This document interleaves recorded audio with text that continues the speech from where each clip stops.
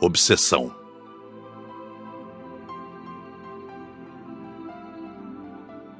Viver em paz consigo mesmo é fonte perene de alegria e felicidade. Mas quando me foi dado conhecer pessoalmente o trabalho de recuperação de obsessores e obsediados, uma tristeza tão profunda me atingiu que pareceu partir todo o meu ser ao ver o estado lamentável em que ficam credores e devedores, verdadeiros atores representantes do ódio, a destruírem-se mutuamente. Constrangedora e até dolorosa a influência negativa exercida por esses irmãos, ainda fixados no egoísmo quase absoluto.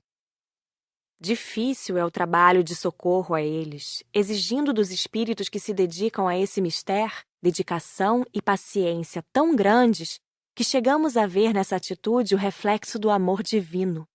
Amor sem fronteiras, vencedor do tempo e do espaço, na busca da recuperação de seus filhos. O pai não abandona seus filhos e os socorre através de seus próprios filhos, envolvendo todos no seu grandioso amor, esperando, pela eternidade, que voltemos para o cultivo da fraternidade. Nada melhor que as lições de Allan Kardec para nos ensinar o que seja obsessão. É a ação persistente de um espírito sobre uma pessoa. Apresenta características diversas, desde a simples influência de ordem moral até a completa perturbação do organismo e das faculdades mentais. As piores obsessões são as de ação vingativa. Normalmente, o obsessor e o obsediado se relacionaram em existências anteriores. A obsessão, a subjugação e a possessão levam muitos à loucura. Normalmente, o obsessor tenta dar ao obsediado uma ideia fixa. Às vezes, faz recordar parte da existência anterior para que ele se confunda. Quase sempre, entre o encarnado e o desencarnado, ou os desencarnados, há lutas e troca de ofensas. O ódio e a paixão os unem. Em nossa aula prática, viemos para a Terra, já que tínhamos visto no Hospital da Colônia ex-obsediados, desencarnados que foram obsediados quando encarnados. Como sempre, viemos de aeróbus. Paramos num posto de socorro na Terra e saímos para ver alguns casos de obsessão. O primeiro que analisamos foi de simples influenciação mental. Um desencarnado que não sabia que desencarnara e estava perto, encostado em uma menina encarnada, vampirizando suas energias. Ou melhor, trocando energias. Ela começava a sentir sintomas das doenças, do mal-estar que o desencarnado sentia. A menina tinha o pai desencarnado perto de si. Sentia dores e tristezas que começavam a afetar seu físico. Tentamos intuir a mãe a levá-la para tomar passes. Foi um alívio para nós quando ela resolveu ir a um centro espírita. Ao tomar o passe, o espírito também recebe e se sente melhor. O pai desencarnado foi convidado a permanecer no centro espírita para ser doutrinado mais tarde na sessão de desobsessão. Vimos um encarnado, fanático religioso, tendo perto de si um desencarnado também fanático. Os dois se afinavam. Estavam sempre a discutir religião. Olhamos, observamos e nada fizemos. Os dois se sentiam bem assim. Entramos em 3 bares. Os encarnados bebiam, e eram poucos os que não estavam acompanhados por desencarnados. Ali, muitos espíritos sugavam o hálito dos que bebiam, embriagando-se juntos. Alguns desencarnados bêbados, ou que queriam beber, ficavam perto de qualquer encarnado que bebia. Outros desencarnados estavam ali com companhia fixa. Vimos um que obsediava um encarnado, mas não se embriagava. Queria que seu obsediado bebesse para se tornar ridículo, um farrapo humano. Os desencarnados bebiam e fumavam, participando das conversas dos encarnados. É estranho ver desencarnados bêbados. Não diferem dos encarnados. Brigam entre si, riem, caem, dizem grosserias. Alguns parecem animais. E na maioria são sujos, com cabelos e unhas grandes, e babam. Ali só observamos, sem sermos vistos. Não fizemos socorro. Nem todos os encarnados bebem por influência dos desencarnados. Zé comentou. Grupos se afinam. Ambos, encarnados e desencarnados, bebem porque gostam. São escravos dos vícios, até que se libertem. Respondeu Dona Isaura. Esses desencarnados ficam muito tempo assim? Luísa indagou. Depende de cada um. Respondeu novamente Dona Isaura. Uns ficam muitos anos, outros cansam-se logo. Esses espíritos são presas fáceis de espíritos do umbral que os fazem escravos. Mas, quando querem largar o vício, sempre encontram ajuda, sejam encarnados ou desencarnados. Fomos ver um grupo se drogando. Eram 8 encarnados, só 2 adultos, e os 6 jovens já estavam dopados. Tive dó. Conheci alguns. Também não pudemos fazer nada. O grupo dos desencarnados que se drogava com eles era maior. 20, todos perturbados. Figuras estranhas, sujas e mal cheirosas. Os drogados encarnados ainda têm sempre quem cuide deles, mas os desencarnados que se drogam, não. E para eles, nada mais importa. Fizemos um cerco ao redor deles. Raimundo se fez visível aos desencarnados. Irradiou grande luz que, por momentos, os tonteou. Temeram, tentaram fugir, mas não conseguiram. Raimundo falou com eles. Convidou-os a uma libertação, a um tratamento. Eles, após o susto, escutaram quietos, mas com risos cínicos. Quando Raimundo acabou de falar, eles vaiaram. Nenhum se interessou em mudar. Já tínhamos observado bastante e fomos embora, deixando todos drogados. Fomos a um centro espírita, numa sessão de desobsessão. Ali estavam 3 obsediados com seus acompanhantes. O primeiro caso, o mais simples, era de uma senhora que estava acompanhada por sua irmã, que não sabia ter desencarnado. O fato de desencarnar e ficar com familiares é comum e também fácil de resolver, porque basta fazer o desencarnado entender seu estado e levá-lo para um socorro. Há casos em que o desencarnado volta, mas normalmente o problema é resolvido facilmente no centro espírita. Se a obsediada não tivesse vindo ao centro espírita, o que aconteceria? Indagou Terezinha. O desencarnado acabaria por entender seu estado, ou clamaria por auxílio, ou sairia a vagar. Situações assim normalmente não duram muito, embora provoquem muitos transtornos. Respondeu Frederico. O segundo caso era de uma moça cujo obsessor era um apaixonado, desprezado na existência anterior e que agora a obsediava. Não queria que ela fosse feliz nem arrumasse namorado. Também não foi difícil de resolver. Incorporado, recebeu orientação, sendo levado a um posto de socorro para se tratar. O terceiro caso, mais difícil, só seria resolvido após um tratamento com passes e com a desobsessão dirigida aos 2. Juntos há tempos, estavam tão unidos que não se podia afastá-los sem um preparo. Os 2 estavam sendo orientados. O centro espírita é, sem dúvida, um posto de socorro para os espíritos encarnados e desencarnados doentes. Um amparo a todos os que sofrem. Amo de forma especial os centros espíritas ativos no bem e dou graças por ter conhecido, quando encarnada, o espiritismo. Fomos para o sanatório. Ficamos alojados no posto de socorro, no plano espiritual, junto ao hospital material. O posto é muito bonito. Simples, confortável, bem moderno e aparelhado. A equipe dos desencarnados de lá auxilia também os encarnados doentes. Ali ficamos 4 dias. Chegamos à noite e fomos descansar. No dia seguinte, cedinho, fomos ao salão e fizemos orações pedindo ao Pai a compreensão para ajudar com sabedoria. Muitos dos internos estavam obsediados. Quando chegam a ponto de ficar doentes mentais, é porque a obsessão existe há bastante tempo. E obsessões de muito tempo quase sempre danificam o físico. Os doentes necessitam de tratamento para a matéria. Observamos também que muitos desencarnados, obsessores, estavam igualmente perturbados. Doentes também. Muitas das obsessões eram por vingança e cobrança. Pusemo-nos a trabalhar. Separamo-nos em grupos de 3 a 5, para ajudar um de cada vez. Quando essas excursões vêm a hospitais e sanatórios, os encarnados que cuidam dos doentes sempre comentam: Que paz há por aqui! Esses dias estão tranquilos. Ajudaríamos nesses dias os encarnados enfermos, os enfermeiros, os médicos, enfim, todos os que lá trabalham.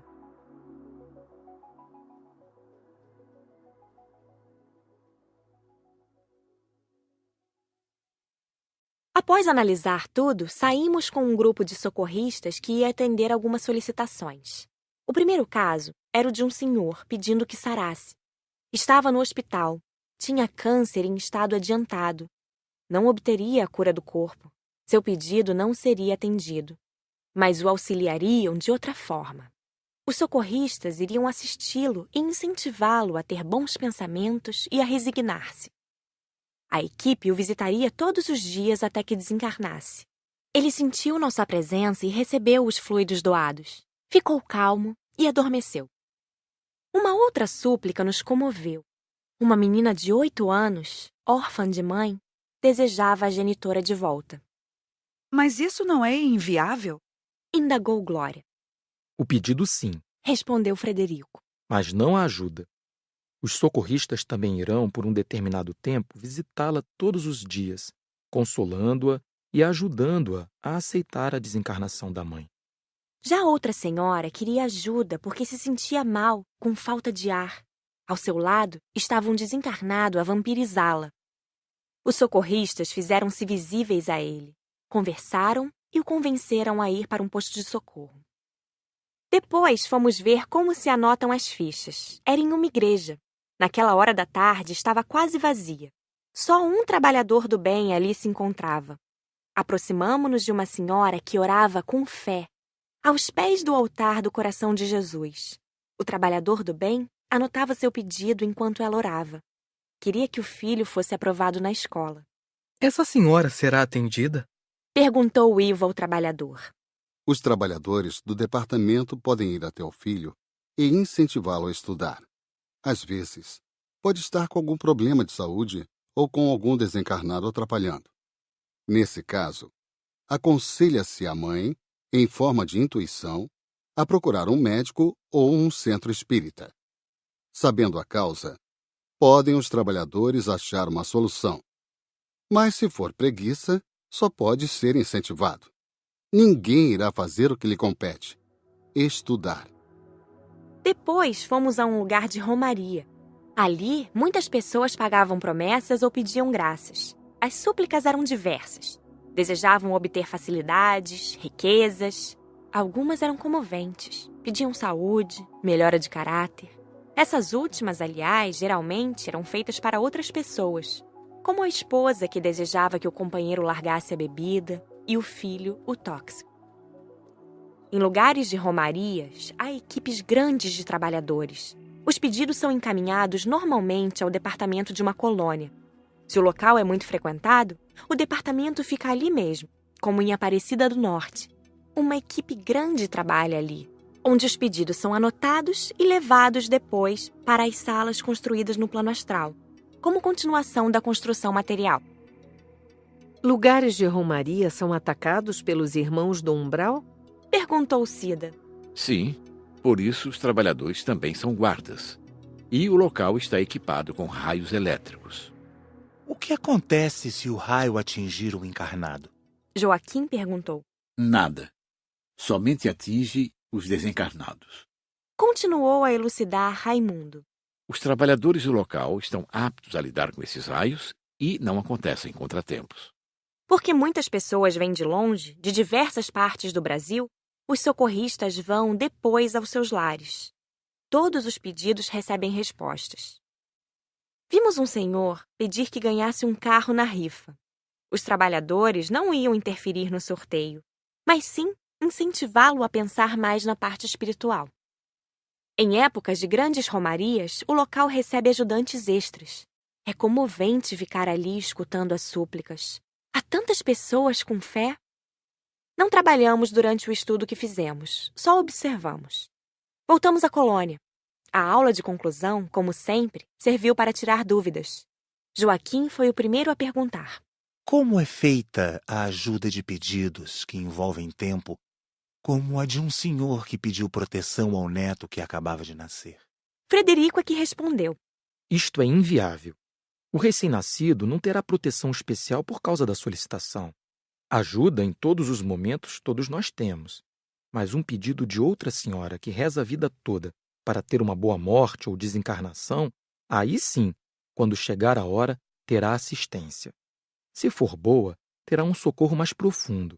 Se não, só a assistência para desligá-la e lhe dar as primeiras orientações.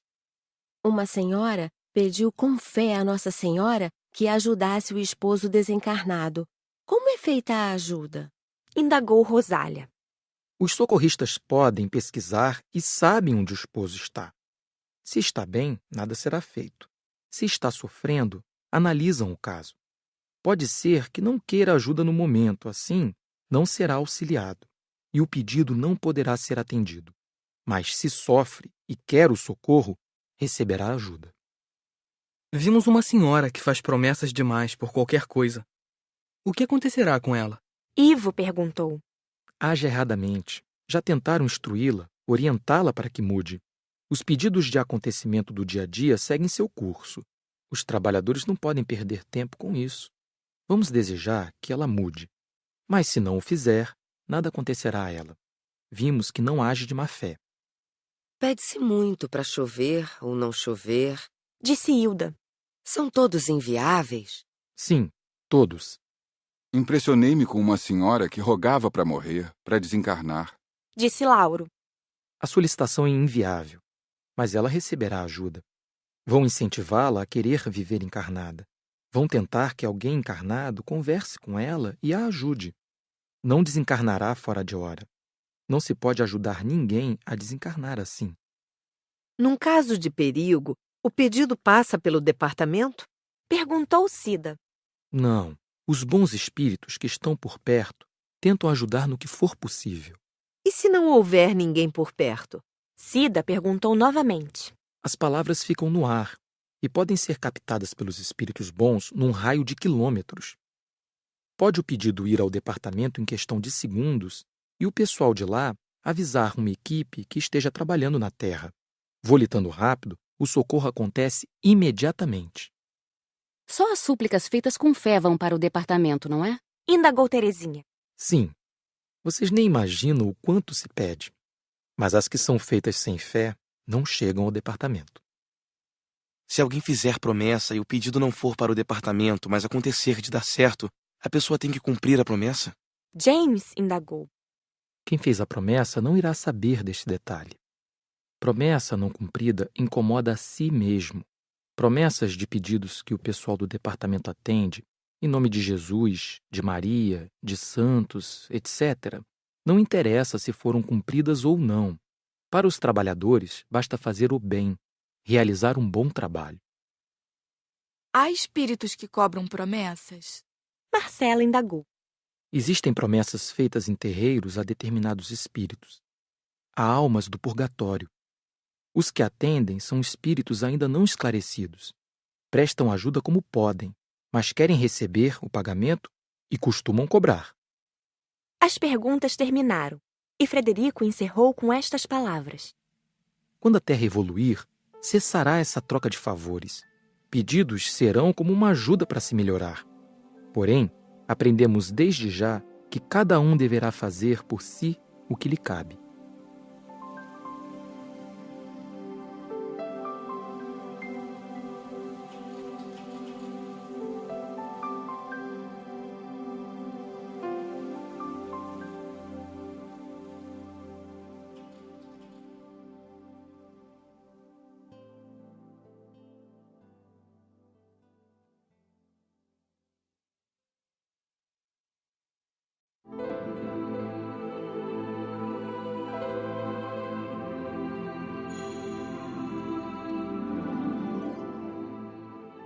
Umbral.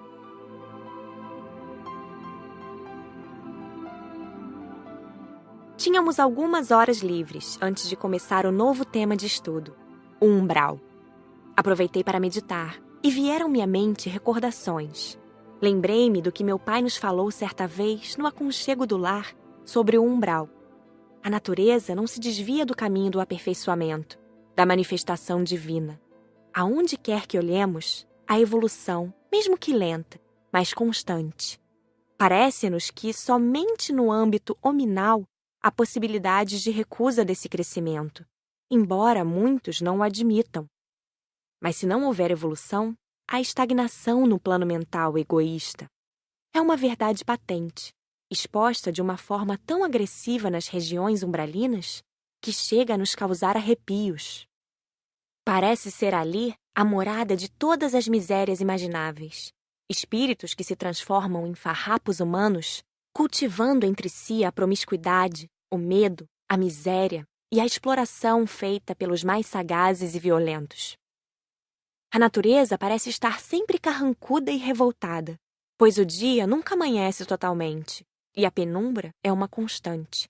Às vezes, violentas tempestades assolam essas regiões, num esforço supremo de aliviar, limpar acúmulos de miasmas e trevas criados pelo homem profundamente egoísta. Ali se reúnem, numa convivência deprimente, espíritos invigilantes que na Terra não se preocuparam com o crescimento espiritual, pois se não fizeram o mal, o bem também não realizaram. E dessa maneira criaram débitos, porque quando se pode, deve-se fazer. E nós podemos refletir a luz, a harmonia, a bondade e a fraternidade de Deus. Certamente o umbral não é um lugar agradável. Se a maioria dos encarnados tivesse ideia do que é viver nele, mesmo que por determinado tempo, aproveitaria mais o período da encarnação para aprender, viver no bem e modificar-se interiormente, fazendo-se merecedor das moradas melhores ao desencarnar. Nunca pensei em ver tantas coisas diferentes como as que havia na aula teórica sobre o umbral. Os filmes foram separados por itens. Primeiramente, vimos filmes sobre a vegetação. No umbral, ela é sempre pouca e não é constituída de muitas espécies. A maioria das árvores são retorcidas, com troncos grossos e não muito altas. Em alguns lugares, há vegetação rasteira, que lembra ervas e capins da terra. Servem de alimentação a muitos espíritos que lá vivem. Varia a vegetação pelos muitos pedaços do umbral. Vimos primeiro a da nossa região, depois a do Brasil e, por fim, a do mundo. Depois mostraram os animais, as aves, que também são de poucas espécies, desprovidos de beleza, mas úteis. Vimos as diversas formas de cavernas, grutas e abismos existentes no umbral. Tudo isso existe porque tem quem os habite, disse Dona Isaura. Filmes exibiram os diversos tipos de habitantes do umbral, que podem ser divididos em grupos. Os chefes, que são espíritos inteligentes, normalmente estudiosos de magia, ávidos de domínio, odeiam quase sempre o bem e os bons. São, na maioria, feiticeiros. Normalmente, os grandes chefes têm aparência comum de humanos. Com formas extravagantes, só se apresentam os subchefes e os subordinados. Há os que trabalham com os chefes, membros do grupo, do bando. Muitos dentre eles são também estudiosos, feiticeiros, conhecedores das leis naturais. Obedecem às normas do grupo. Embora considerados livres, não são realmente, pois não abandonam facilmente o bando, recebem castigos por desobediência. Dizem gostar do que são e do modo como vivem. Encontram-se também pelo umbral espíritos solitários, mas são poucos. A maioria deles vive nos grupos. Há os que vagam em turmas de arruaceiros entre o umbral e a terra. Há os escravos, os que não servem para pertencer ao bando, que trabalham e não recebem nada em troca, a não ser castigos se não obedecerem. Existem também os que são torturados. São tratados assim, na maioria, por vingança. Assim como há os que dizem gostar de lá, há também os que consideram o umbral um inferno. Penam por vagar sem rumo, sofrendo pelos seus erros. Agrupam-se em cidades, pequenas vilas ou núcleos. Vimos muitas cidades nos filmes. Todas elas têm a mesma base. O melhor prédio é para o chefe. Há o local para as festas e o salão de julgamento ou audiências. A maioria delas tem biblioteca com livros de magia e obscenos. Livros e revistas, em sua maioria, também editados na Terra. Só que os encarnados têm livros e revistas bons e maus. e lá só há os ruins. Vimos, espantados, cidades enormes com muitos habitantes e escravos. O umbral das Américas é mais ameno se comparado com o da Europa e Ásia. O umbral do Velho Mundo é mais fechado, com abismos enormes e horripilantes. Vimos muitos filmes sobre cada umbral de outras regiões, porque na aula prática iríamos visitar só o da nossa região. Por que é permitido existirem esses chefes? Perguntou Rosália, impressionada com o poder que eles têm. Todos nós temos nosso livre-arbítrio. Respondeu Raimundo. Somos o que desejamos ser. Tudo nos é permitido, mas nem tudo nos convém. São espíritos ávidos pelo fascínio do poder. Não seria interessante que uma equipe de bons espíritos os doutrinasse? Indagou Rosália novamente. Surgiriam outros. Muitos esperam uma vaga de chefe. Entre eles, sempre há a disputa pela chefia. Só quando apresentam sinais de cansaço é que existe oportunidade de mudança. Mas eles, como são inteligentes, sabem que um dia terão que mudar. Eles não temem ser expulsos da Terra quando ela passar de planeta de expiação para o de regeneração? Indagou Ivo. Ou não sabem disso? Sabem, mas sempre pensam que há tempo, que esse fato irá demorar para acontecer. Outros não se importam porque o poder lhes sobe à cabeça. Sabemos que nós, uma grande parte dos terráqueos, fomos expulsos de um outro planeta que passou do mundo de provação ao de regeneração, e aqui reiniciamos o aprendizado.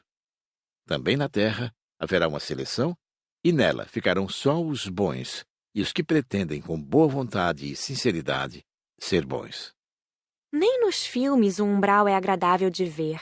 Saber que aquilo é realidade e que ali estão irmãos nossos deixou-me triste por momentos. Depois meditei no que Dona Isaura disse. Umbral não é sinônimo nem de sofrimento, nem de felicidade. É um lugar transitório. É um ambiente criado pelo mau uso da mente humana. Nem todos acham um umbral triste e feio. Muitos gostam de viver ali. Gostos diferem. Se a uns agrada a limpeza, a outros agrada a sujeira. Uns preferem a verdade, outros a ilusão e a mentira. Depois, ninguém está ali por punição, e sim por vibrar igual ao ambiente. Os que sofrem não ficam lá para sempre. Há o socorro. A aula teórica foi ótima.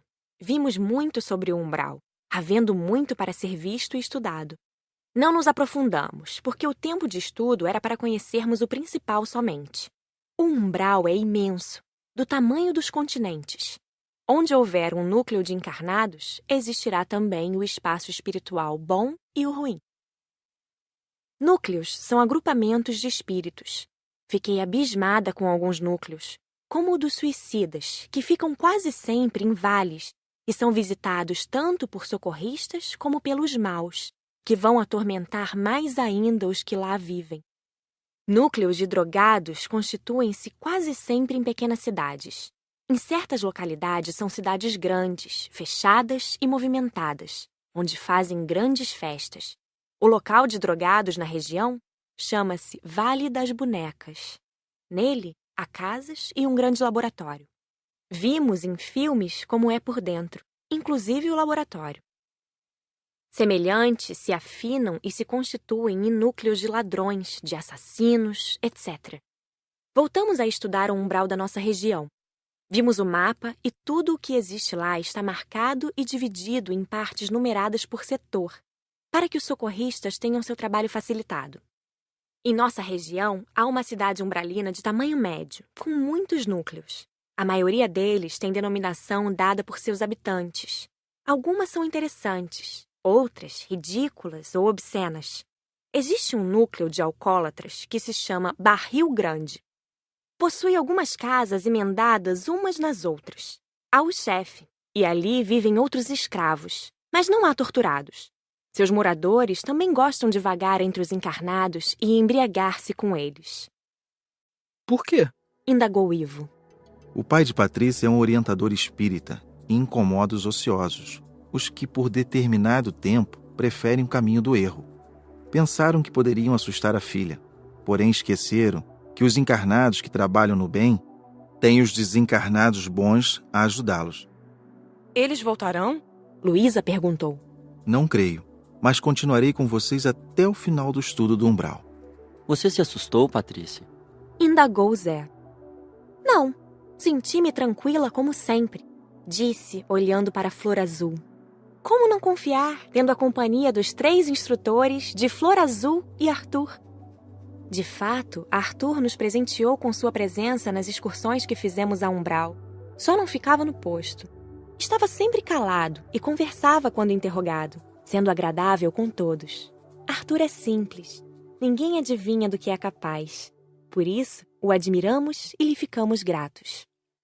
Os samaritanos saíram conosco. Eles conhecem o umbral melhor do que seus moradores. É agradável sair com eles.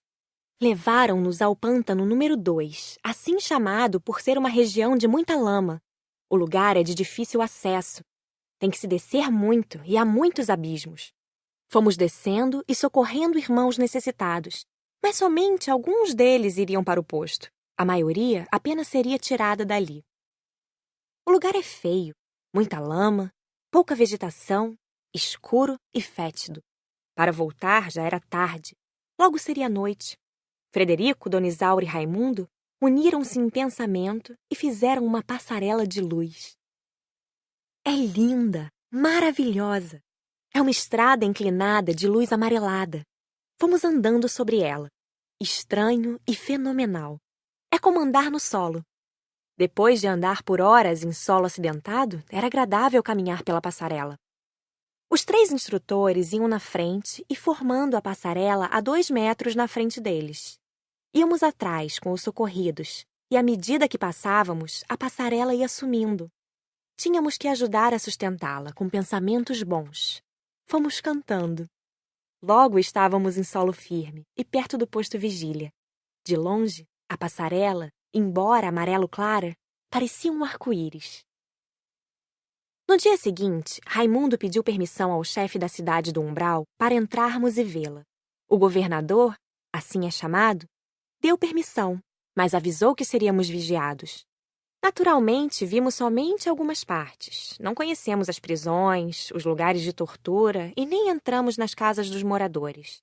Visitamos o salão de festa, todo roxo e amarelo forte, com desenhos em preto. Nas paredes há desenhos de dragões, figuras satânicas, parecidas com as que os encarnados desenham, do diabo. Enfeitam também o local algumas cortinas amarelas e vermelhas em tom forte. Não há flores nem plantas. Havia pelo local algumas cadeiras.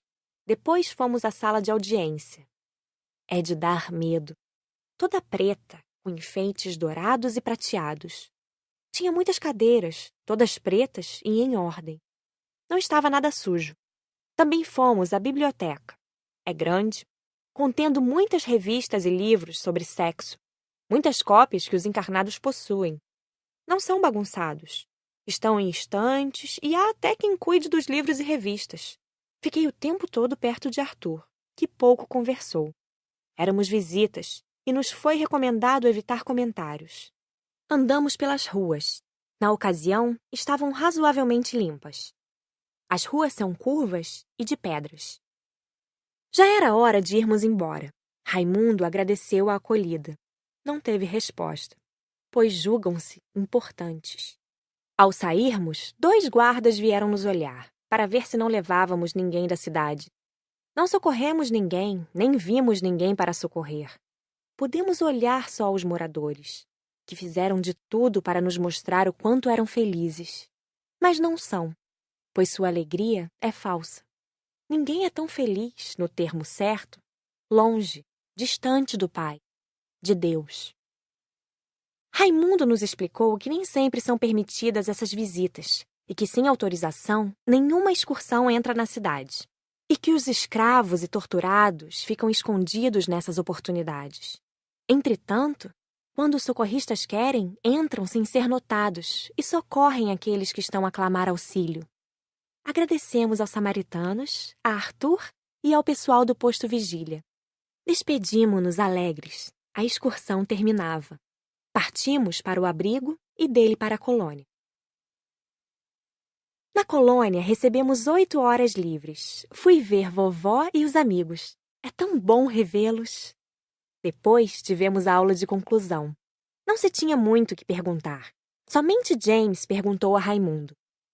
Por que muitos que sofrem ficam pelos vales e buracos e não nas cidades deles? Porque nas cidades não querem os que sofrem, os perturbados nem os inconscientes, porque não servem para nada. Ficamos todos consternados em ver o umbral. Mas agora sabíamos andar por ele, ir a um socorro. Fizemos no final da aula uma prece pelos que vivem lá e agradecemos por não estarmos nele. Felizes os que tudo fazem, esforçam-se por vibrar no bem.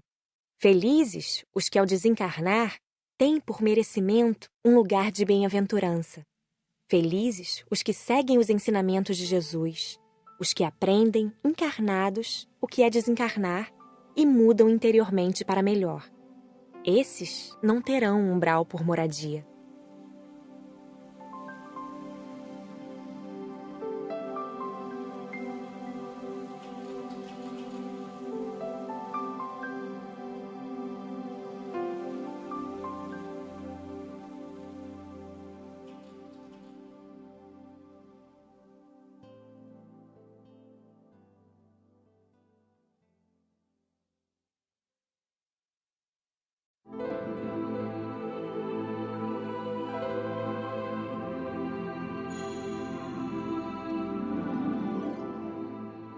Aparelhos e mentes.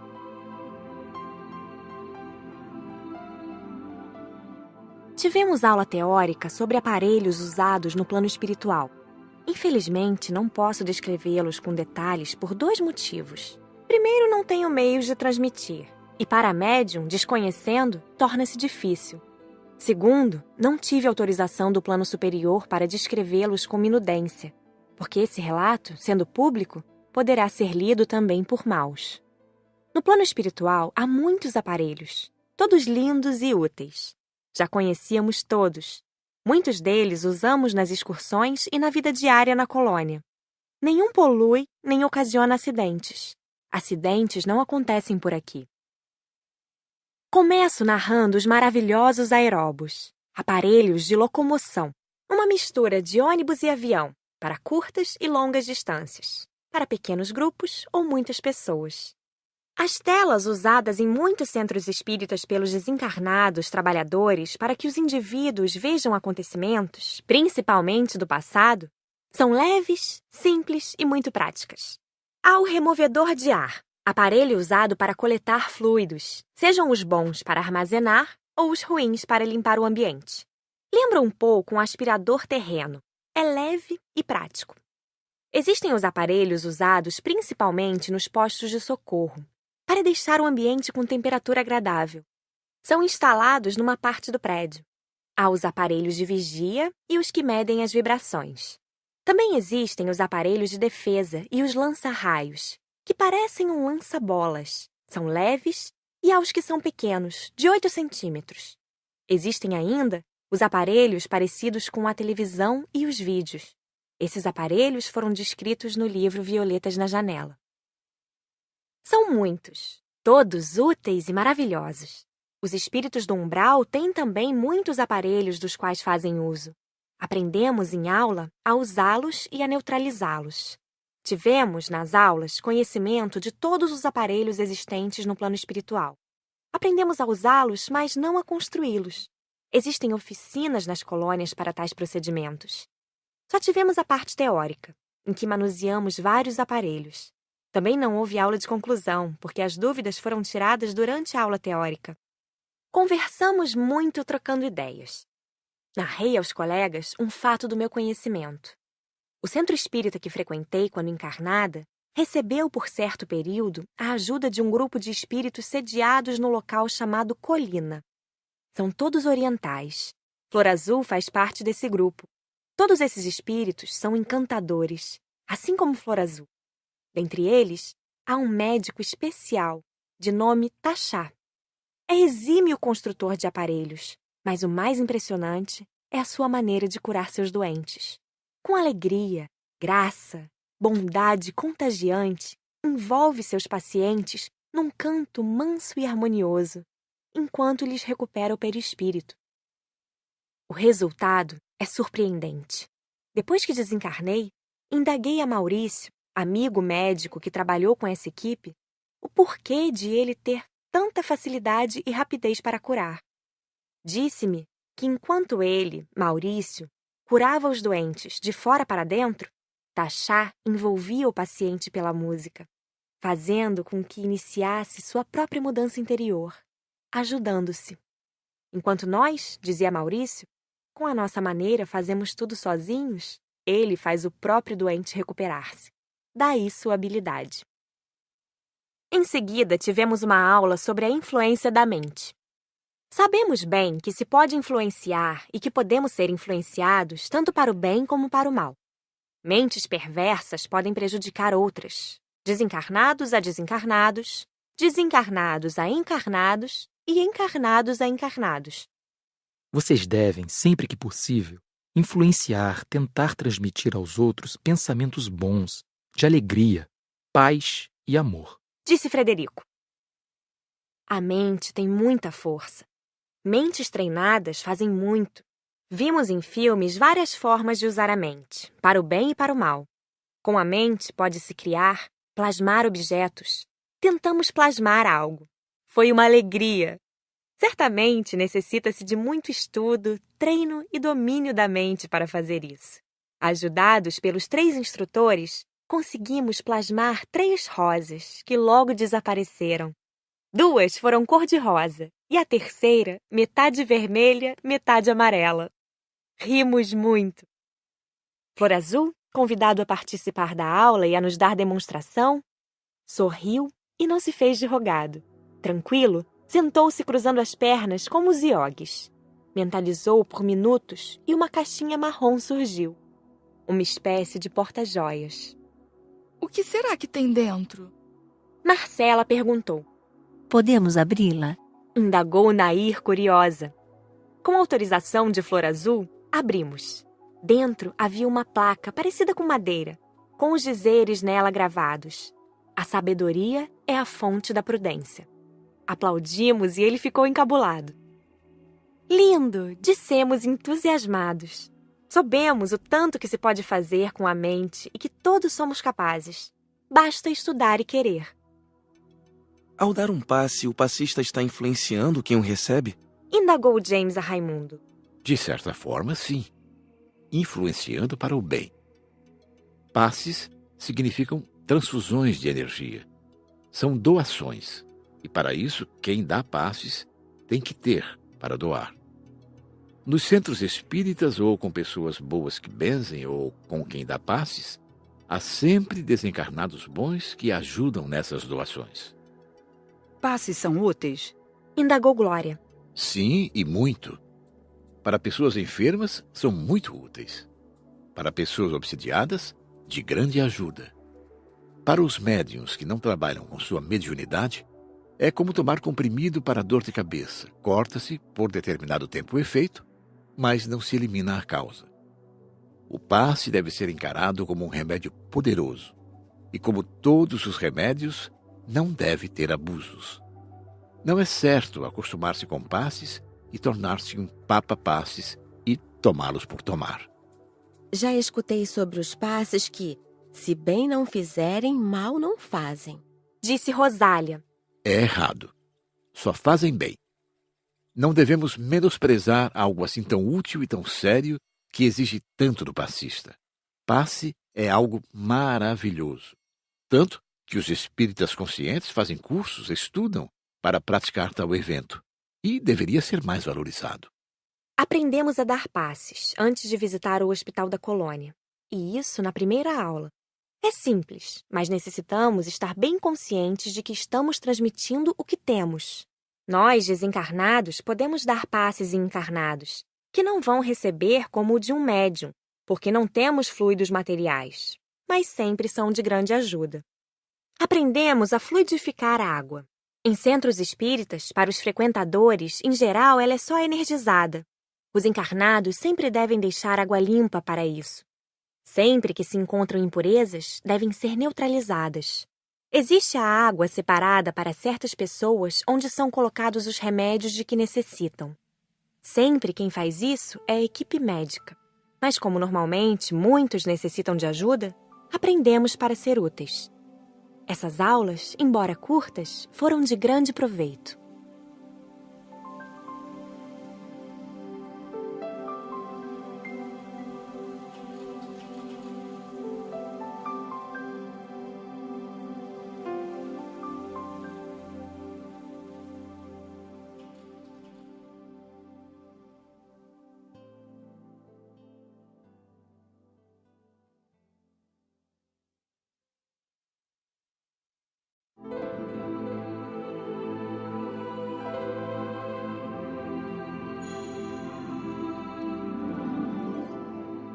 Criação da Terra e religiões.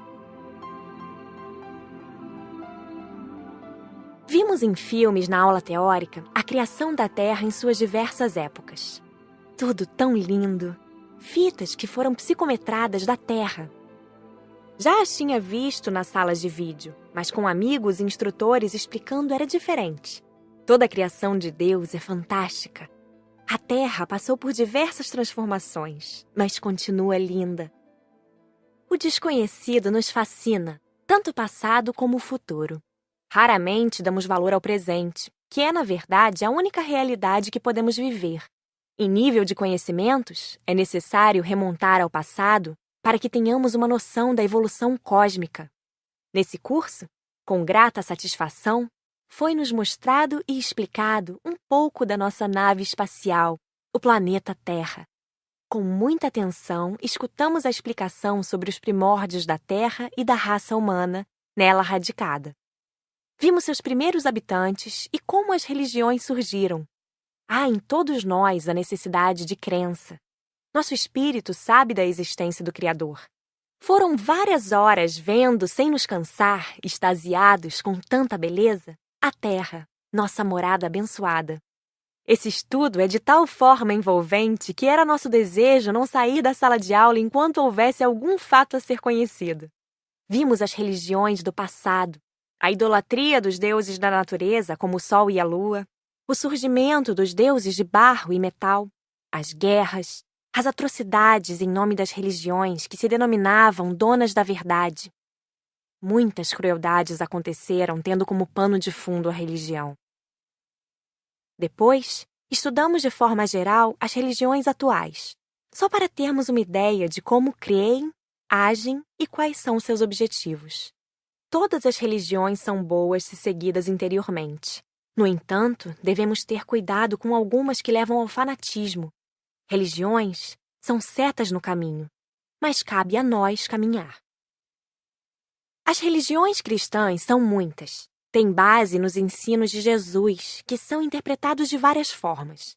Mas são poucas as que tentam seguir a essência dos seus ensinamentos, ficando restritas a atos exteriores. As que facilitam a caminhada evolutiva são as que ensinam raciocinando, fazendo entender para crer. Entre essas está o Espiritismo, que ensina o porquê de Deus ser justo, através das leis da reencarnação e da lei de causa e efeito. E também esclarece o que acontece quando se desencarna. A aula foi tão bem explicada que não houve necessidade de perguntas. Iniciaríamos a parte prática e estávamos duplamente contentes, porque iríamos, por 24 horas, excursionar por 2 outros países, a Índia e o Vaticano. Viemos à Terra de aeróbus. Fomos visitar diversos templos da nossa religião e ver seus cultos. A oração sincera é ouvida em qualquer culto. Há pessoas boas e de fé em todas as religiões. Gostamos de ver, de ouvir orações. Pessoas que oram com sinceridade são rodeadas de fluidos agradáveis. Ouvimos seus ensinamentos e nos sentimos bem em seus templos. Como são bons os ensinos religiosos! Em muitos templos fomos recebidos por desencarnados. Muitos, ao desencarnarem, ficam em templos a trabalhar. Outros, infelizmente, desconhecem seu estado, mas não fazem mal aos outros. Esses foram os que tentamos ajudar, mas não estávamos ali para isso, e sim para entender os diversos credos. Como há pessoas boas dentro das religiões, Há também as más. Há as que usam a crença para serem desonestas. Muitas pessoas más fazem erros em nome de Deus, de Jesus. Mas ainda bem que fatos bons se sobressaem aos ruins. Todas as religiões ensinam a amar a Deus, fazer o bem e evitar o mal. Fomos a vários cultos de diversas religiões e sempre nos receberam bem. Respeitamos todos. Ficamos quietos prestando atenção. Visitamos os umbandistas. A Umbanda é às vezes incompreendida. A maioria faz o bem, mas infelizmente há os que se dizem umbandistas e não seguem o nível da maioria. Seus rituais são bonitos, com cantos de muita significação. Raimundo os cumprimentou com carinho. É conhecido, está sempre trazendo alunos para conhecê-los. Pediu licença e gentilmente fomos conduzidos a uma ala para visitantes. Ficamos só observando. Muitos socorros foram realizados. Todos os desencarnados que lá trabalham vestem-se de branco, salvo alguns. Eles têm muita paciência com os encarnados e tudo fazem para ajudar. Respeitamos muito a Umbanda e o seu trabalho. Fomos ver o candomblé. Os seguidores desencarnados nos trataram muito bem. Deram até um presente a Raimundo, que agradeceu sorrindo. É uma cópia de um livro deles. Seus rituais são diferentes. Observamos tudo calados. Não gostam de intromissões, nem cabia a nós, visitantes, dar palpites. Suas vestes têm significado, seus colares, enfim, tudo o que usam. Os desencarnados têm colônias próprias, cidades no umbral, onde há hospitais, escolas, boas bibliotecas e se ajudam mutuamente. São várias colônias pelo Brasil. São raras essas separações após a desencarnação. Aqui, vimos o candomblé socorrer só os seus seguidores e alguns dos seus admiradores. Os seguidores do candomblé não aceitam as orientações das colônias existentes. Por isso, foram feitos núcleos próprios. No futuro, haverá união, com o crescimento espiritual de todos. Existe a Quimbanda. Ela não dá permissão para ver seus rituais. São grupos de encarnados que se unem a desencarnados que por algum tempo seguem outros caminhos. Esses grupos de encarnados, assim, agem quase sempre para facilitar suas vidas. Mas essa ajuda é ilusória. Trocam favores entre si e cometem muitos erros. Vimos de longe encarnados e desencarnados fazendo trabalhos de macumba, de feitiço. Notamos entidades trevosas, moradores das cidades do umbral, virem receber as oferendas. Sabemos que o mal existe, tem força, mas o bem tem muito mais. Vimos também oferendas de agradecimentos, e dessas reuniões podemos nos aproximar. São quase como promessas. Pedem, recebem e fazem as doações. Outras são somente agrados pelo muito que recebem. Fomos a tão esperada visita ao exterior. Primeiro, à Índia, terra dos misticismos. É a primeira vez que eu vou ao exterior, exclamou Glória contente. Eu também, respondi. Não fomos ver o plano espiritual, e sim o material. Seus templos são encantadores. Soubemos que Gandhi está no espaço espiritual da Índia, trabalhando por seu querido país. Em curto espaço de tempo, deu para ver poucas coisas. Os indianos são quase sempre muito religiosos. Suas religiões, diferentes das cristãs, são motivo de muitas controvérsias. Os lugares sagrados têm uma energia muito forte e são guardados por inúmeros desencarnados. Visitamos alguns assim. E num templo lindíssimo, estava escrito em indiano no plano espiritual que nos foi traduzido. Deus, que está em toda parte, aqui se faz presente pela demonstração de amor. Achamos tudo muito bonito. Fomos de aeróbus da Índia ao Vaticano. Ao chegarmos lá, uma equipe desencarnada analisou nossa autorização de visita e só depois nos permitiu a entrada. Fazem isso porque o Vaticano é alvo de incontáveis ataques, explicou Dona Isaura. Inúmeros espíritos que sofrem e vagam ali vão em busca de socorro, e a maioria é socorrida nos portões de entrada. O Vaticano é cercado no plano espiritual. Há diversos guardas e socorristas que ali trabalham ajudando. Bem, visitamos os lugares permitidos aos visitantes encarnados. As belezas materiais são numerosas. O catolicismo herdou bastante das religiões pagãs. Algumas imagens de santos foram outrora ídolos pagãos. Em lugares de fé, oração, os fluidos são agradáveis. Tivemos conhecimento de que mudanças em breve ocorrerão no catolicismo. Vimos um grande número de socorristas trabalhando, atendendo ou anotando pedidos dos encarnados num trabalho incessante. Vários deles foram religiosos encarnados. Pena que essas excursões foram curtas, só dando para visitar a parte material. Mas foram inesquecíveis. Achei tudo lindo. Voltamos ao Brasil, a nossa região, e fomos ver alguns centros espíritas. A simplicidade, a compreensão da verdade fazem esses lugares humildes serem transformados em fontes de bênçãos e luzes. Por ter sido espírita encarnada, foi com enorme alegria que visitei centros espíritas. Amo o espiritismo. Nos centros que visitamos, fomos bem recebidos. Todos conheciam Raimundo e Dona Isaura, que foram abraçados com carinho. Lá poderíamos indagar à vontade. Meus companheiros fizeram inúmeras perguntas. Eu só olhava tudo com amor. Foram excursões agradabilíssimas.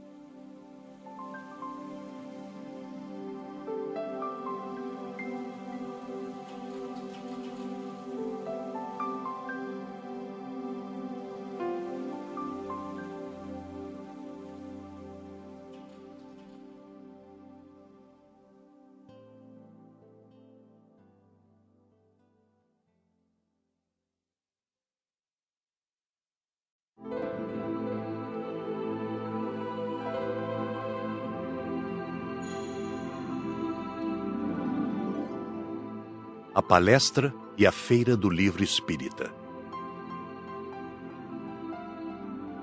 Alegrei-me imensamente quando fomos ao centro espírita em que meu pai trabalha.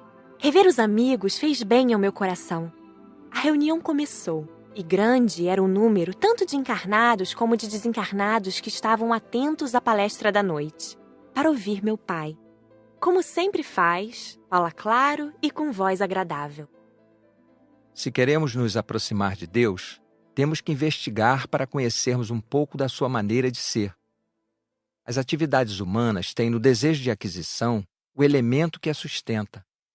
Em consequência disso, somos todos egoístas, chegando a atingir os planos mentais ou psíquicos. Nossos irmãos inconscientes ou semi-inconscientes, quando buscam a preservação do indivíduo, não ultrapassam o necessário para a sua sobrevivência e realização de suas funções. Nessas ditas manifestações, podemos ver Deus Criador agir sem interferência na liberdade do indivíduo, coisa que não acontece no âmbito do ser humano. Ora, se quero me relacionar bem com um indivíduo, tenho que conhecê-lo, gostar das mesmas coisas que ele, amar aquilo que é seu e, se possível, pensar como ele. Por que as flores são belas e perfumadas? Interrogação interessante que nos leva a meditar, e meditando chegamos à intuição. Para a personalidade, tudo tem um motivo. Todo caminho ou toda ação tem como princípio um fim. Não concebemos agir sem um fim pessoal. Vivemos presos à atividade da mente, arquivo do passado coletivo e particular. Por isso, não percebemos que a ação cósmica não tem necessidade de chegar a lugar, ganho ou fim nenhum. Muitos dirão que as flores são belas e perfumadas porque Deus quis embelezar e perfumar o ambiente e a vida dos homens. Que pretensão! A beleza, a pureza e o perfume da inocente flor enfeitam a existência também do revoltado, do gozador, do egoísta, do desumano que é capaz de se opor ao Criador, que o sustenta em todas as suas necessidades. Ademais, para o pai que realmente ama, aspectos externos não alteram a sua maneira de amar. Ele ama todas as suas manifestações, porque elas fazem parte dele. Na verdade, é ele mesmo, pois fora dele nada existe. Não foi por causa do homem que Deus criou as flores. Para elas, por que motivo existe então tanto perfume e beleza? Nenhum. São o que são pela sua própria natureza interior. Não importa que a vejam ou não, que estejam num jardim entre os homens ou na mata onde ninguém as veja. não importa onde nascem, serão sempre a manifestação de agradável beleza. Da mesma forma devem ser os homens, só que com uma diferença. O que a flor é por inocência, deve ser o homem por sapiência. Tem o homem a liberdade para ser a mais bela manifestação do eterno. Muitos são contra, e é o que com a maioria acontece. Outros, livres e conscientes da divindade, se integram a ele, passando a refletir o eterno, saturando a terra de luz, beleza, perfume e, acima de tudo, do amor incondicional que tudo envolve no seu carinho protetor. E as violetas? Teriam elas inveja das rosas ou desejariam um dia vir a ser rosas? Não. As violetas estão felizes em ser o que são. Felizes por serem manifestações do Criador, sem pretender nenhuma justiça por parte daquele que tudo é, pois tudo que elas são a ele pertence, e delas mesmo nada possuem. O homem bom deve ser bom, porque esta é a sua natureza, e não para receber prêmios ou louvores. Não importa se os outros verão ou não a sua bondade. Deve ser como as flores, que não escolhem lugar nem pedem reconhecimento para ser o que de fato são. Devemos imitar as flores, cuja alegria e felicidade está na atitude permanente de refletir o belo, o perfumado, o imponderável. O nosso paraíso não está no além, nem no aquém. Está dentro de nós mesmos. Que bonita palestra! Exclamou Ivo. Deve se orgulhar do seu pai, hein, Patrícia? Disse sorrindo James. Somente sorri. Sim, sentia-me feliz e encabulada com os elogios dos companheiros à bonita palestra de meu pai. No final, uma chuva fina de fluidos salutares encheu o ambiente, saturando-nos de energias. Chorei de emoção. Amo meus pais, e vê-los estudando, trabalhando no bem, alegra-me muito. Saber que estão em comunhão com o Pai é felicidade para mim. A reunião acabou com grande proveito. Ficamos ali por momentos a conversar. Maurício me abraçou carinhosamente. E então, como vai, minha menina? Encantada com o curso, respondi. Voltamos à colônia, onde passamos algumas horas livres. Aproveitei para escrever o que ouvi, o que aprendi no curso e para ler um pouquinho. Na manhã seguinte, fomos visitar diversas bancas de livros espíritas e livrarias espíritas. Que gostoso! Estar entre livros bons é sempre prazeroso. As bancas e livrarias espíritas são guardadas 24 horas por dia, explicou Raimundo. Quando o livro espírita começou a se sobressair, a educar e a ensinar, as trevas começaram a atacar. Assim, tivemos que nos defender.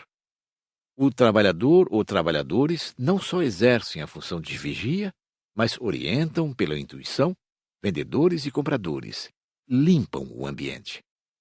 Se receber um ataque de uma falange de um grupo grande, o que o trabalhador faz? Indagou Lauro. Quase sempre esses ataques são previstos, e equipes que trabalham em centros espíritas vêm para cá. Se não foi possível saber antes, ao ser cercado, o trabalhador aciona um alarme e, em segundos, recebe ajuda. Eles são os anjos dos livros, disse Zé bem-humorado.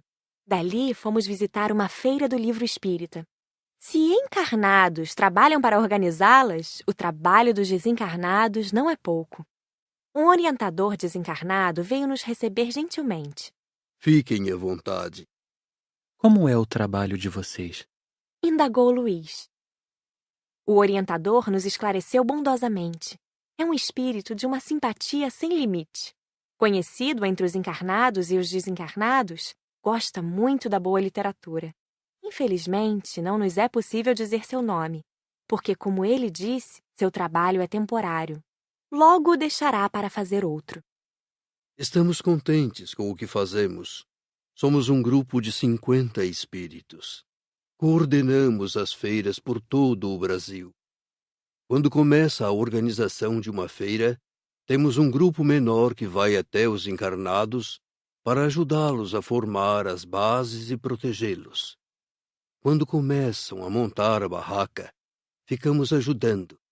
Como os encarnados fazem rodízio, agimos assim também. Qual é a função de vocês junto à feira? Perguntou Glória. Primeiramente, guardar, proteger de ataques de irmãos que se incomodam com a luz que sempre traz o ensino cristão. Aqui estamos para orientar, dar passes, purificar o ambiente, ajudar os desencarnados que vêm acompanhando os encarnados e aqueles que vêm em busca de auxílio. Se 2 ou mais feiras acontecerem na mesma época, o que fazem? Indagou Luísa. A equipe de 50 é grande, e assim somos para podermos nos repartir. Mas se houver necessidade, a colônia e a casa do escritor, cujos habitantes trabalham em prol da boa literatura, nos envia mais ajudantes. As feiras estão crescendo e esperamos que no futuro todas as cidades as tenham. E em época em que não há feira nenhuma? Indagou Zé. Não ficamos à toa. Estamos sempre ajudando pessoas que, de alguma forma, lidam com jornais espíritas e suas editoras, e incentivando pessoas a ler, etc. Que trabalho bonito! Exclamei. Todos os trabalhadores que estão aqui fazem parte da equipe? Rosália perguntou. Não. Temos a equipe da cidade que nos ajuda, que vem se unir a nós numa tarefa coletiva e agradável. Em cada cidade em que acontece a Feira do Livro Espírita, os trabalhadores do local se organizam para um trabalho extra de ajuda aos encarnados. Também fazem plantão? Indagou Hilda. Sim, para que todos participem e também porque muitos entre nós têm outros trabalhos junto à literatura espírita. Olhamos os livros encantados. Os encarnados que desejarem dispõem de lindas obras que orientam, consolam e esclarecem. Falou Dona Isaura. Ficamos horas observando. Ora, os trabalhadores intuíam os vendedores, ora auxiliavam os compradores e os visitantes. Muitos desencarnados lá iam, ora acompanhando o encarnado, ora curiosos. Como o plantonista encarnado se dirige ao visitante, o trabalhador se dirige educadamente ao desencarnado. E um diálogo acontece. Quase sempre, o desencarnado é levado para um socorro ou para um centro espírita da cidade para orientação. Vista de longe, a feira é um ponto luminoso para onde os sofredores vão em busca de auxílio. Já tivemos uma forma estranha de ataque, disse-nos um trabalhador. Os moradores do umbral reuniram um grande grupo de espíritos que por lá vagavam, sofriam, e os trouxeram até nós, esperando que bagunçassem o local. Mas, ao ver a luz que emite a feira, caíram de joelhos a clamar socorro. O orientador lhes dirigiu a palavra, explicando-lhes sua situação de desencarnados e carentes de ajuda, e orou com eles. Foram todos socorridos sem problemas. Desde então, não fizeram mais esse tipo de afronta. Vimos um grupo pequeno de irmãos do umbral observando a feira de longe. Que farão se eles se aproximarem? Indagou Cida, o orientador. Vamos conversar com eles. Sempre recebemos bem qualquer visitante. Se nos atacarem, os lança-raios funcionarão. Se o ataque é em maior número, imediatamente os trabalhadores do bem, da cidade, vêm em nosso auxílio. E a barraca é cercada por milhares de auxiliares. Muito interessante, disse Marcela. Há muitos ataques? Nas primeiras feiras houve mais. Agora quase não tem havido. Estão preferindo desanimar os organizadores encarnados. Mas o espírita é teimoso e, quando se trata de fazer o bem, de realizar a feira, muitos resistem firmes com o nosso incentivo. Se encarnados gostam da feira, os desencarnados que trabalham gostam mais. Ali reinam a alegria e o carinho. Quantos auxílios e ajudas são prestados numa feira? E o mais importante, quantos livros bons circulando e ensinando. Voltamos entusiasmados. A aula de conclusão foi só de conversas. Todos nós adoramos visitar os centros espíritas, as livrarias, as bancas, e principalmente a Feira do Livro Espírita.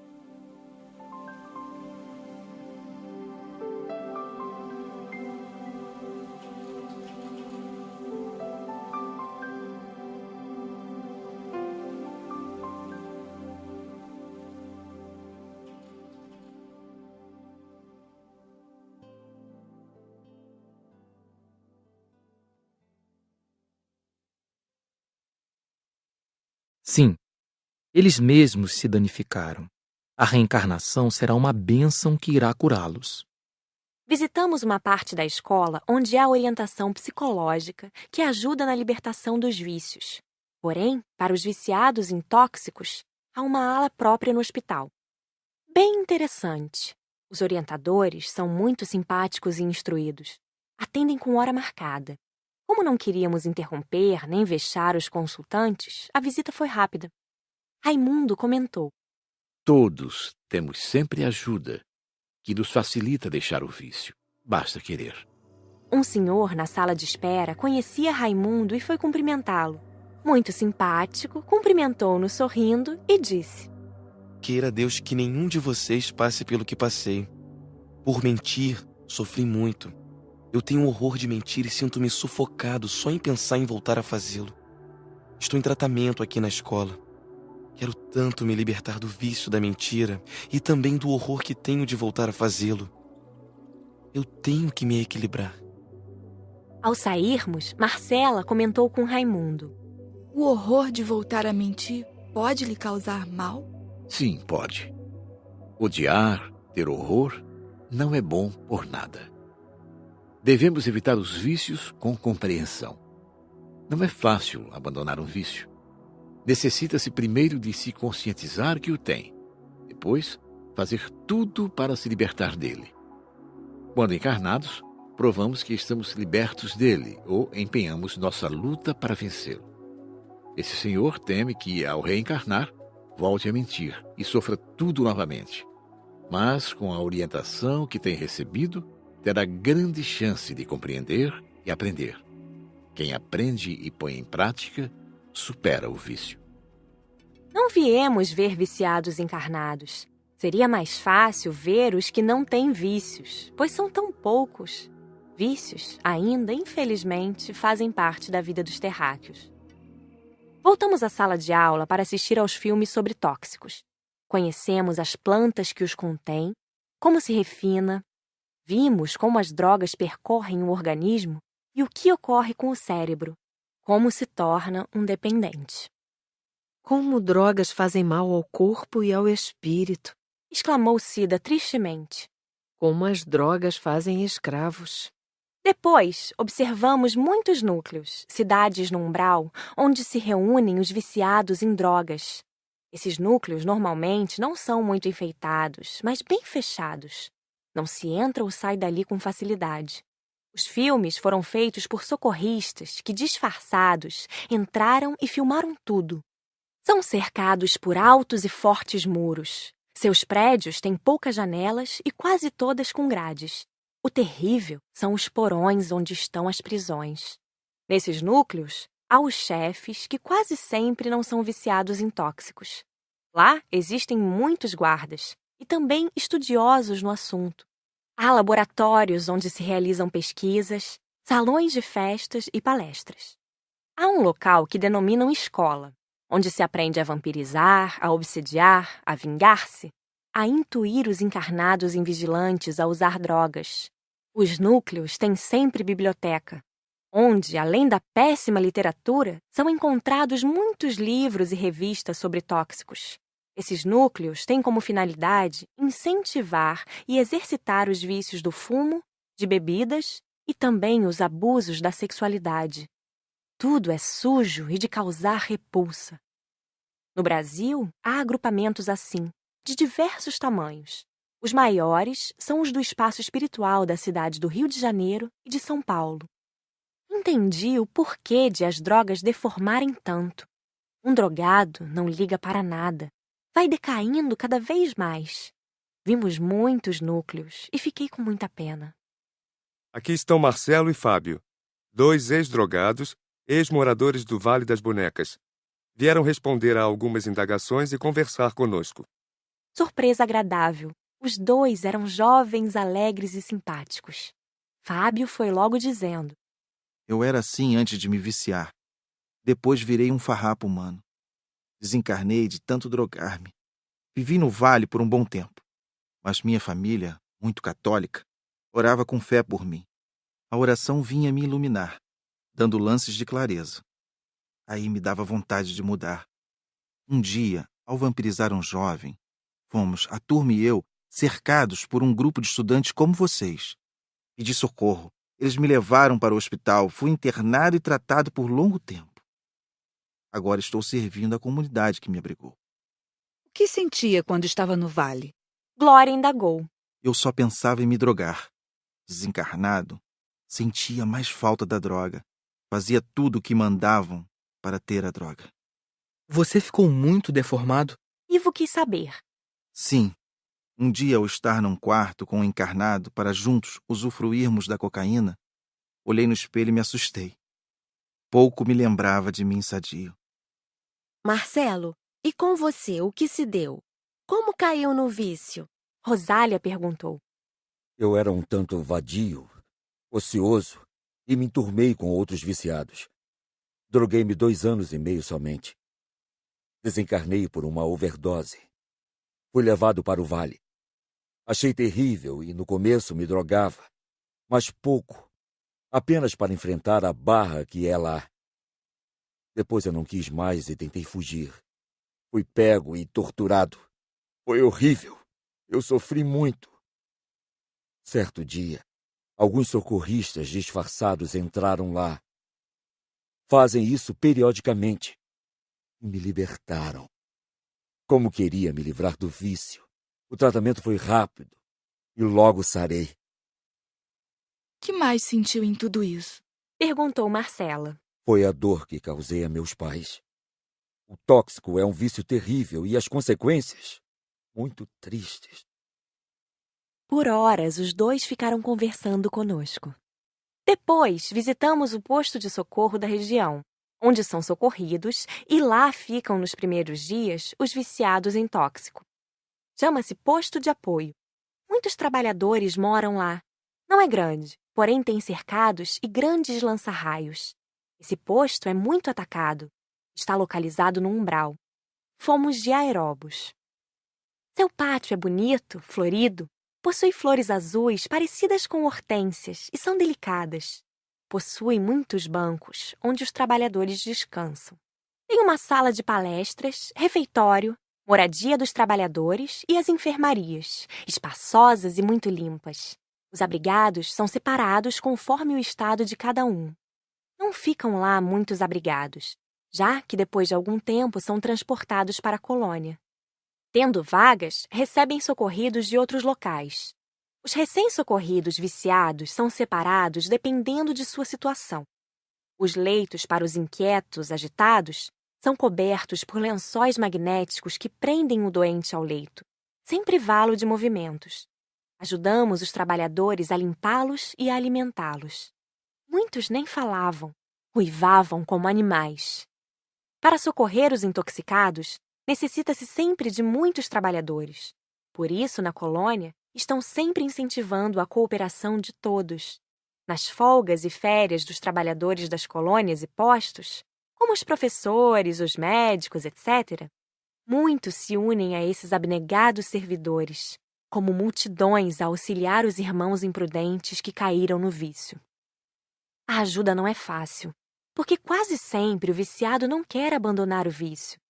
Nós mesmos fomos com bastante vontade de ajudar, trabalhamos muito e conseguimos poucos resultados, mas esse pouco nos deixou alegres. Na aula de conclusão, não tivemos muito a perguntar. Matéria fácil de entender, mas tão difícil de realizar. São poucos os libertos, muitos tentando libertar-se e grande parte escravos dos vícios.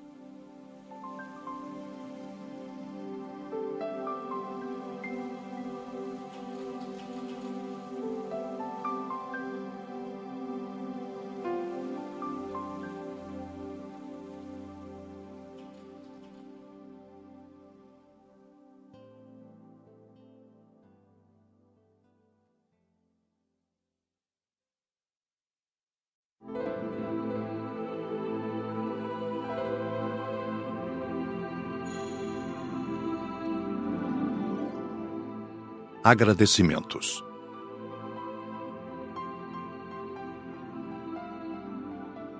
O dia amanheceu lindo, como todos os dias na colônia. Ia acontecer nossa última aula. Realizado estava nosso curso. Fiquei pensativa.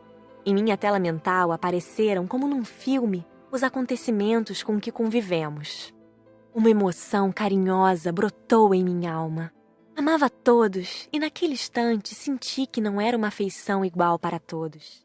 Mentalizei um de cada vez e vi jubilosa que Deus, ao nos criar, não fez cópias, mas nos deu a capacidade de amar indistintamente, vendo realçar em cada um os seus valores especiais. Em um, amava em especial sua espontaneidade, em outro, a capacidade de abnegação, em outro, a simplicidade, noutro, a bondade e em muitos, a inteligência. Assim, as qualidades natas de cada um resplandeciam aos meus olhos. Pareceu-me que o amor, olhando dessa forma, se multiplicava dentro de mim, muito embora não houvesse como medi-lo. Ao me lembrar dos professores, senti um respeito profundo. De que forma poderia demonstrar minha gratidão por tudo que me fizeram, por todos os conhecimentos de que foram portadores e nos transmitiram?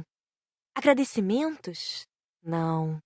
Era muito pouco pelo tanto que nos fizeram. Não havia pagamento para esse tipo de bem adquirido. O mínimo que poderia fazer era tê-los como exemplo. Daqui para frente, todos os meus pensamentos e atitudes seriam baseados nas virtudes que eles demonstraram durante o período em que estivemos juntos.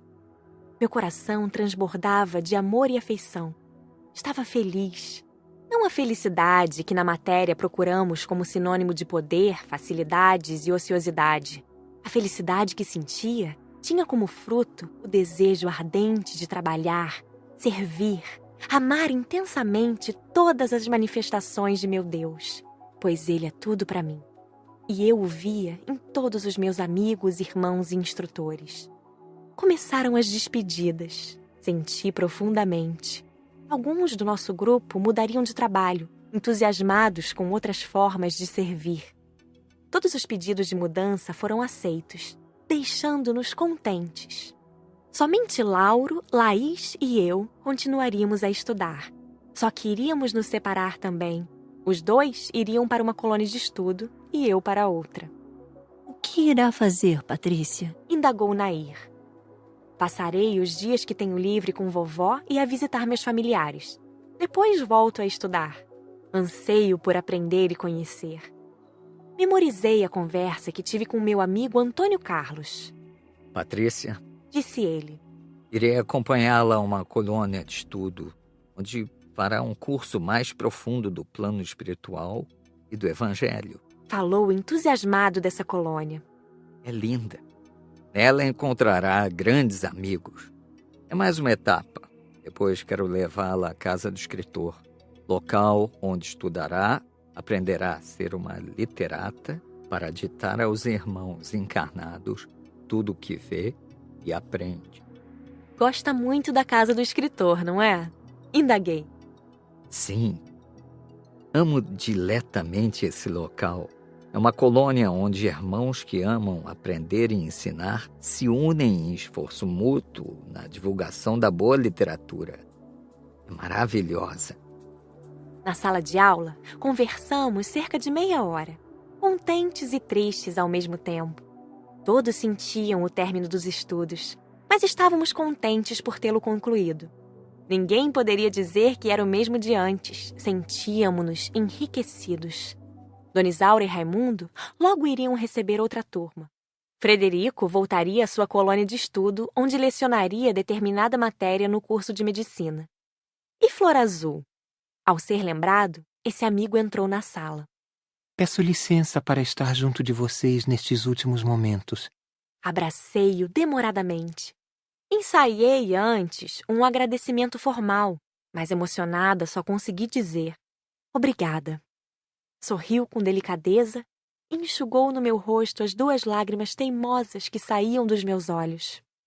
Agora, Flor Azul de Patrícia, volto ao meu trabalho habitual em tempo integral. Com muito lucro. Fiz mais amizades.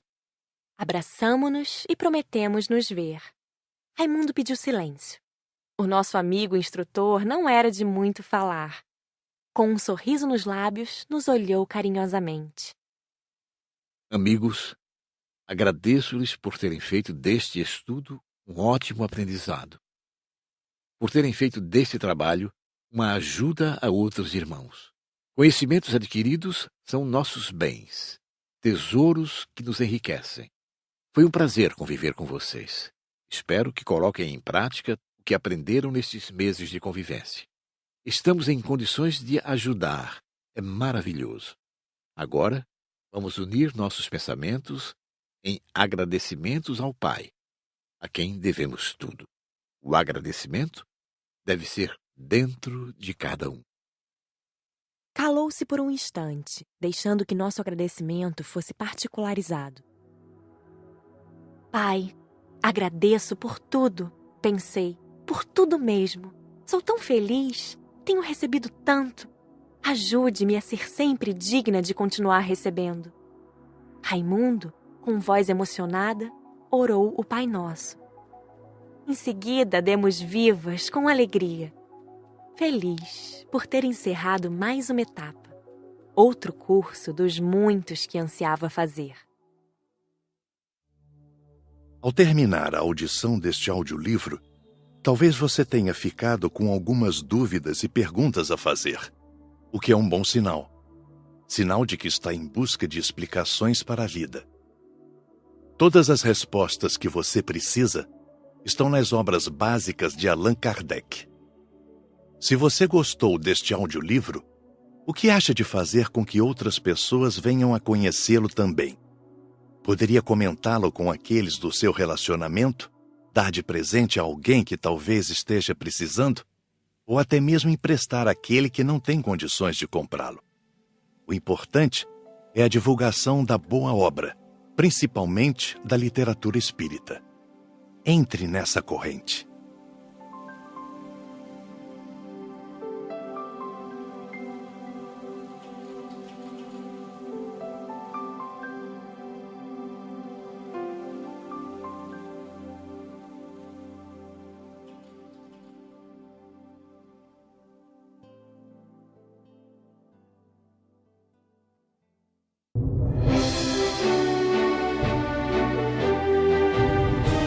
Você acabou de ouvir um audiolivro da editora Plugme.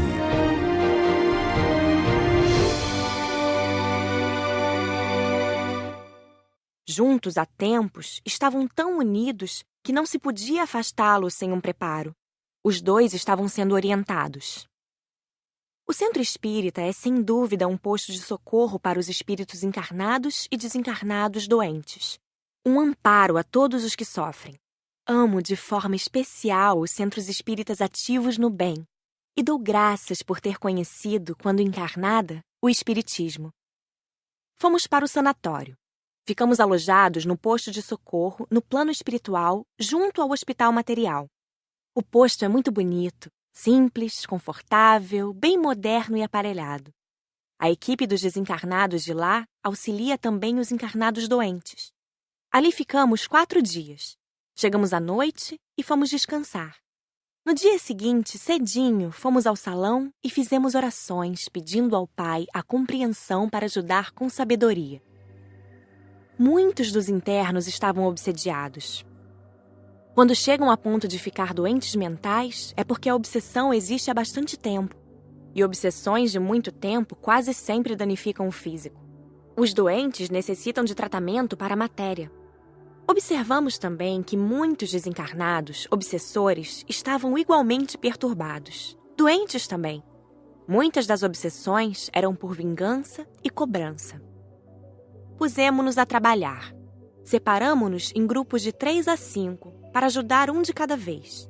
Quando essas excursões vêm a hospitais e sanatórios, os encarnados que cuidam dos doentes sempre comentam: "Que paz há por aqui! Esses dias estão tranquilos."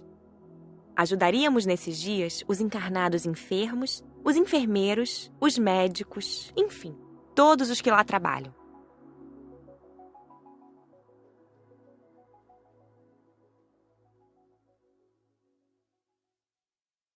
Após analisar tudo, saímos com um grupo de socorristas que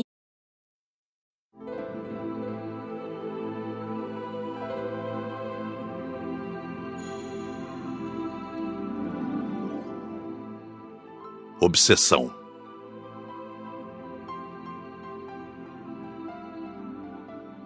viver em paz consigo mesmo é fonte perene de alegria e felicidade.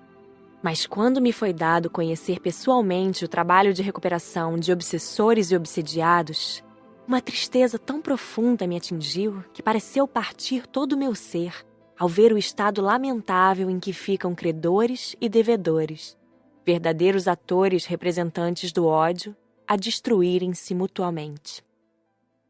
Constrangedora e até dolorosa a influência negativa exercida por esses irmãos, ainda fixados no egoísmo quase absoluto. Difícil é o trabalho de socorro a eles, exigindo dos espíritos que se dedicam a esse mistério dedicação e paciência tão grandes que chegamos a ver nessa atitude o reflexo do amor divino. Amor sem fronteiras, vencedor do tempo e do espaço, na busca da recuperação de seus filhos. O pai não abandona seus filhos e os socorre através de seus próprios filhos, envolvendo todos no seu grandioso amor, esperando, pela eternidade, que voltemos para o cultivo da fraternidade. Nada melhor que as lições de Allan Kardec para nos ensinar o que seja obsessão. É a ação persistente de um espírito sobre uma pessoa. Apresenta características diversas, desde a simples influência de ordem moral até a completa perturbação do organismo e das faculdades mentais. As piores obsessões são as de ação vingativa.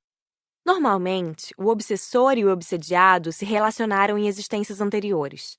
A obsessão, a subjugação e a possessão levam muitos a los encarnados, ainda tem sempre quem cuide deles. Mas os desencarnados que se drogam, não. E para eles, nada mais importa. Fizemos um cerco ao redor deles.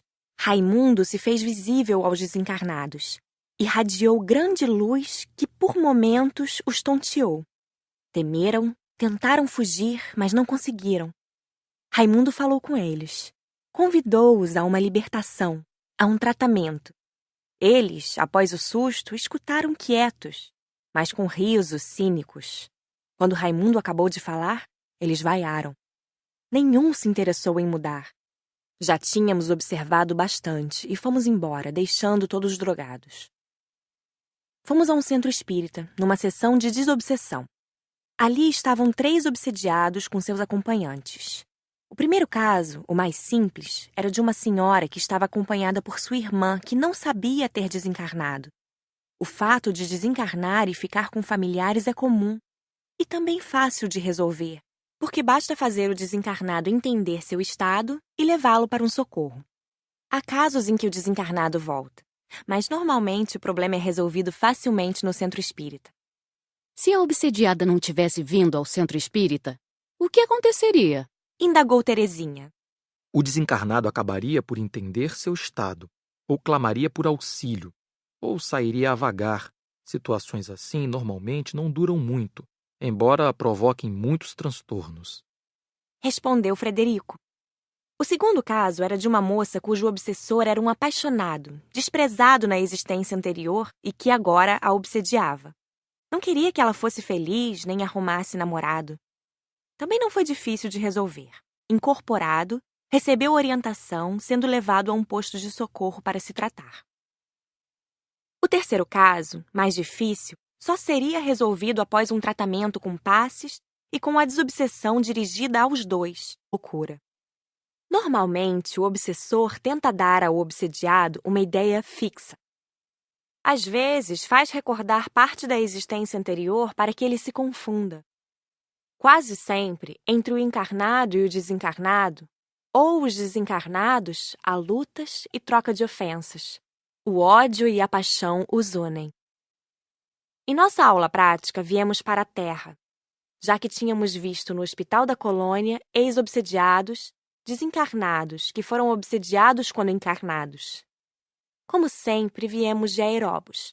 Paramos num posto de socorro na Terra e saímos para ver alguns casos de obsessão. O primeiro que analisamos foi de simples influenciação mental. Um desencarnado que não sabia que desencarnara e estava perto, encostado em uma menina encarnada, vampirizando suas energias. Ou melhor, trocando energias. Ela começava a sentir sintomas das doenças, do mal-estar que o desencarnado sentia. A menina tinha o pai desencarnado perto de si. Sentia dores e tristezas que começavam a afetar seu físico. Tentamos intuir a mãe a levá-la para tomar passes. Foi um alívio para nós quando ela resolveu ir a um centro espírita. Ao tomar o passe, o espírito também recebe e se sente melhor. O pai desencarnado foi convidado a permanecer no centro espírita para ser doutrinado mais tarde na sessão de desobsessão. Vimos um encarnado, fanático religioso, tendo perto de si um desencarnado também fanático. Os dois se afinavam. Estavam sempre a discutir religião. Olhamos, observamos e nada fizemos. Os dois se sentiam bem assim. Entramos em 3 bares. Os encarnados bebiam. E eram poucos os que não estavam acompanhados por desencarnados. Ali, muitos espíritos sugavam o hálito dos que bebiam, embriagando-se juntos. Alguns desencarnados bêbados, ou que queriam beber, ficavam perto de qualquer encarnado que bebia. Outros desencarnados estavam ali com companhia fixa. Vimos um que obsediava um encarnado, mas não se embriagava. Queria que seu obsediado bebesse para se tornar ridículo. Um farrapo humano. Os desencarnados bebiam e fumavam, participando das conversas dos encarnados. É estranho ver desencarnados bêbados. Não diferem dos encarnados. Brigam entre si, riem, caem, dizem grosserias. Alguns parecem animais. E na maioria são sujos, com cabelos e unhas grandes, e babam. Ali só observamos, sem sermos vistos. Não fizemos socorro. Nem todos os encarnados bebem por influência dos desencarnados. Zé comentou. Grupos se afinam. Ambos, encarnados e desencarnados, bebem porque gostam. São escravos dos vícios, até que se libertem. Respondeu Dona Isaura. Esses desencarnados ficam muito tempo assim? Luísa indagou. Depende de cada um. Respondeu novamente Dona Isaura. Uns ficam muitos anos, outros cansam-se logo. Esses espíritos são presas fáceis de espíritos do umbral que os fazem escravos. Mas, quando querem largar o vício, sempre encontram ajuda, sejam encarnados ou desencarnados. Fomos ver um grupo se drogando. Eram 8 encarnados, só 2 adultos, e os 6 jovens já estavam dopados. Tive dó. Conheci alguns. Também não pudemos fazer nada. O grupo dos desencarnados que se drogava com eles era maior. 20, todos perturbados. Figuras estranhas, sujas e mal cheirosas. Os drogados